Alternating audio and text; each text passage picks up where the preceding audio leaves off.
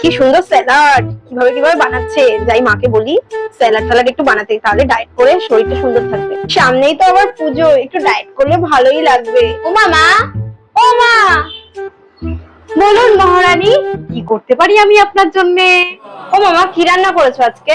কেন, কি আবার? ডাল আলু ভাজা। তোর বাবা তো আজকে বাড়িতে আসবে না, দুপুরবেলা নাকি তোর বাবা কাজে গেছে কলকাতার দিকে, তো সেই জন্য ডাল আলু ভাজা করলাম। তো কি হয়েছে তাতে?